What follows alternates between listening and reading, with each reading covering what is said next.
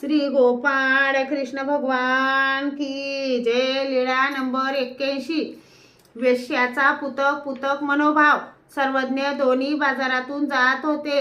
पूर्व पश्चिम बाजार गल्लीच्या दक्षिणेकडे वेश्यांची घरे होती। त्यांनी सर्वज्ञांना पाहिले आणि श्रीचरणा लागल्या। एकीने विनंती केली, जीजी आपण माझ्या घरी यावे जी। सर्वज्ञांनी विनंती स्वीकारली। तिच्या घरी गेले, पलंगावर बसले। तिने सर्वज्ञांना सुपारीच्या फोडी दिल्या, पानाचा विडा करून दिला।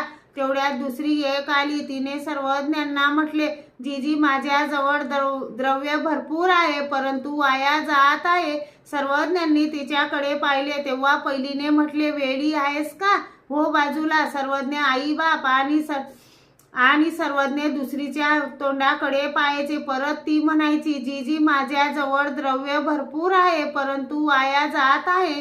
मग सर्वज्ञ तिच्या तोंडाकडे पाहायचे तेव्हा पहिली म्हणायची, हो ग बाजूला, अशी काय म्हणते सर्वज्ञ आपले आई बाप। यावर सर्वज्ञांनी पहिलीला म्हटले, बाई तुम्ही जे म्हणत आहात तेच बरोबर आहे, पण ही जे म्हणत आहे ते नव्हे। ही लीळा भक्तजनांना सांगताना सर्वज्ञ म्हणाले, एकीचा भाव असा तर एकीचा भाव असा। एकाच्या मताने एकीची इच्छा असी तर एकीची इच्छा असी। नंतर सर्वज्ञ श्री चक्रधर स्वामी तेथून निघाले।